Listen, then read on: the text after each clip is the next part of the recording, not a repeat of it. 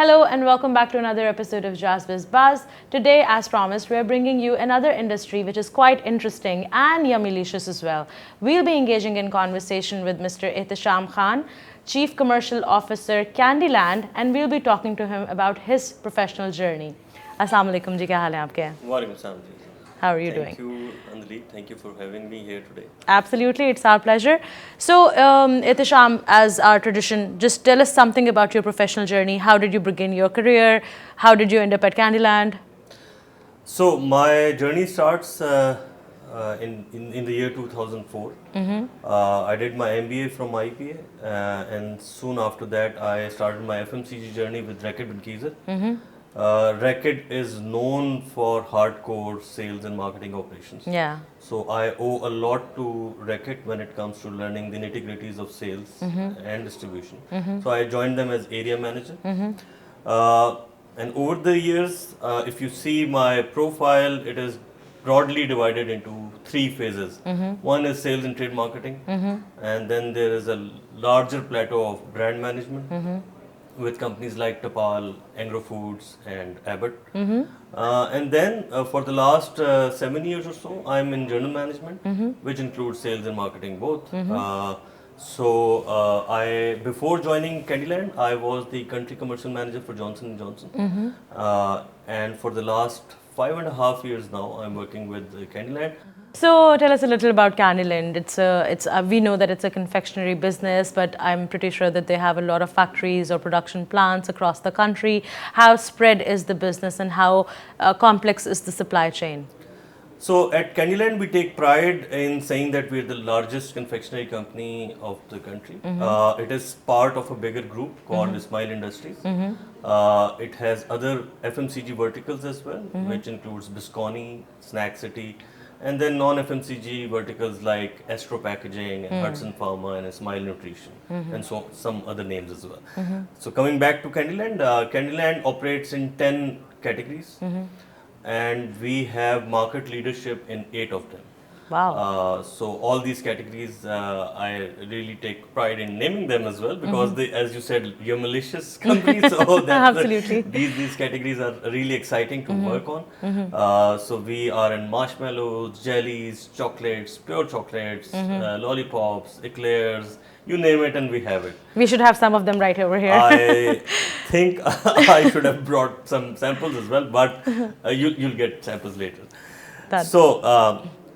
So the company basically revolves on one DNA, which is innovation.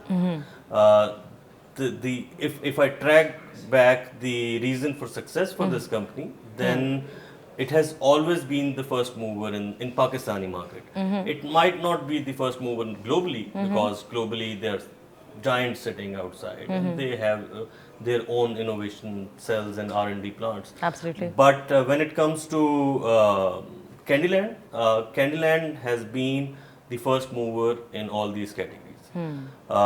We were the first one who introduced marshmallows and jellies and pure chocolates here.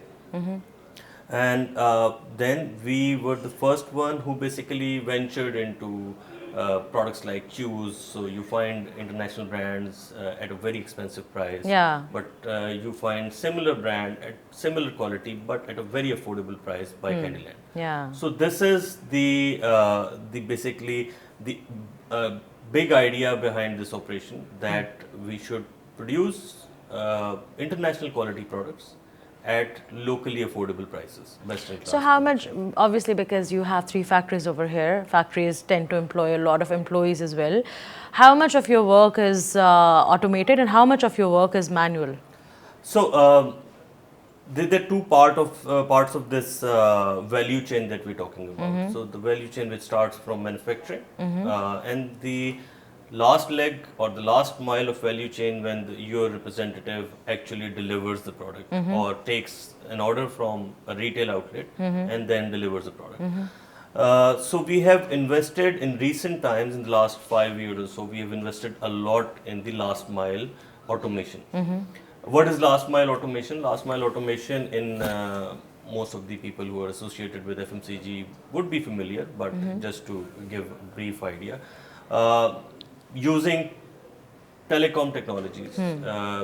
Just like our partners at Jazz, we make sure that there is an efficiency to this process.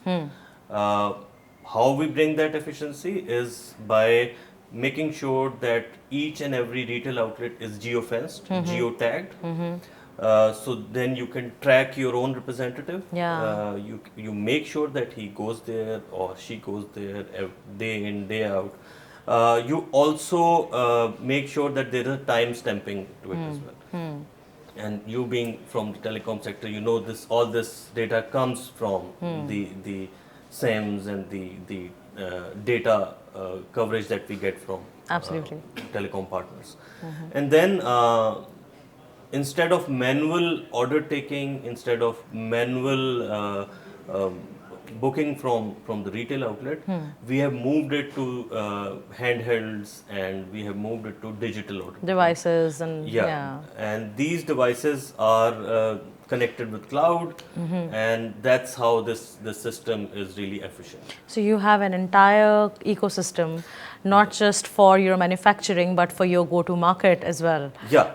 So manufacturing, as I said, it is really important. You have to invest a lot in the state-of-the-art machinery and best in class. But equally important is how people see your company. Yeah. Because your customer never really sees the manufacturing facility. Yeah. And by customer, I mean the retail outlet. So the after customer comes the consumer. So before you entertain the consumer, before you delight the consumer, you actually have to delight the customer first. And that's how you create, as you said, an ecosystem outside the company, outside the premises of the company, which includes your distributors as well, which includes all the channel partners as well. And this gives us some sort of a control on quality, some sort of a control on all the quality KPIs when it comes to sales and distribution. Absolutely.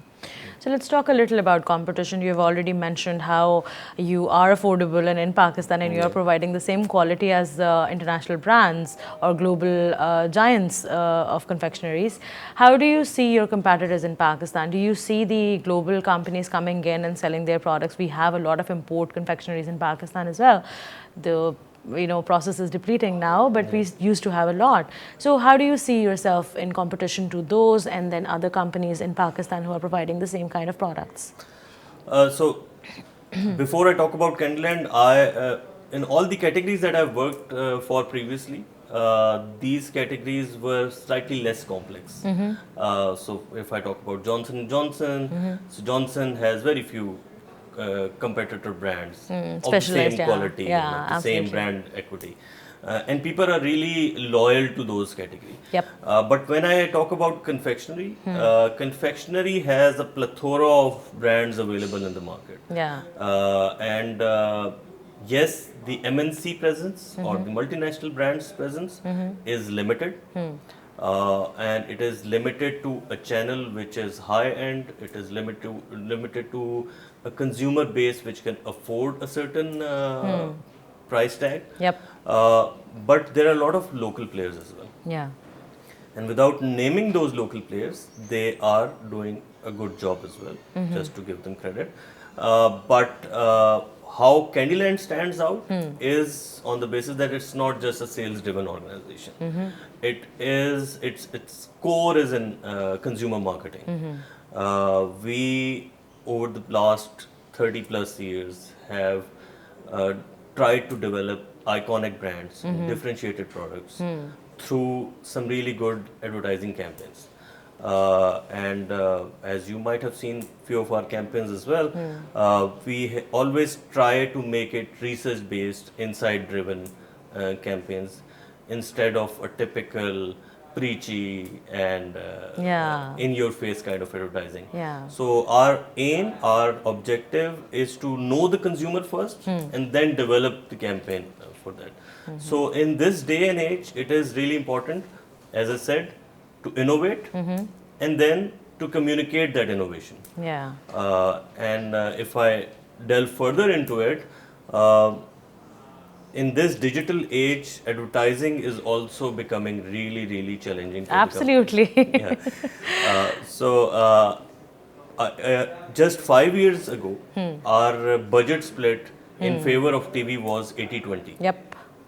But now our budget split, the marketing budget, the advertising budget that I'm talking about, it is 50-50 in favor of digital.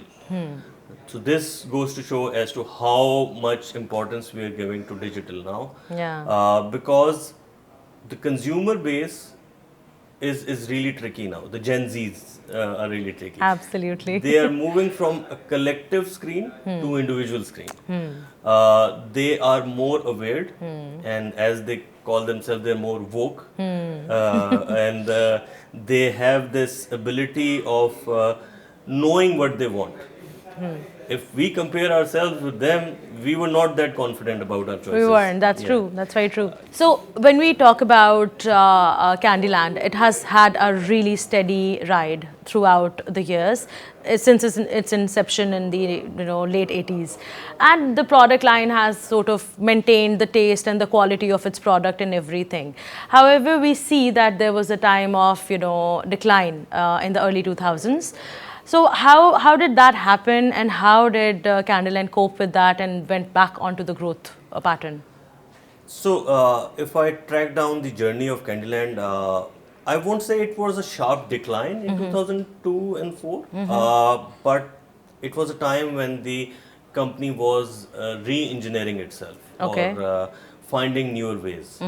That included basically venturing into other sister concerns as well.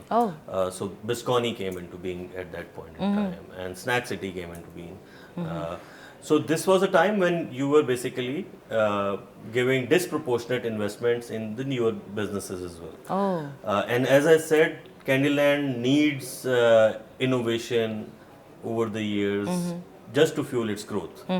So when you're basically diversifying, you take a breather on one business and invest more on the other business. Yeah. So I think you have to experiment, and you have to basically open yourself to a little bit of risk to actually earn the reward later on. Absolutely. Hide the beta and hide the reward. Absolutely.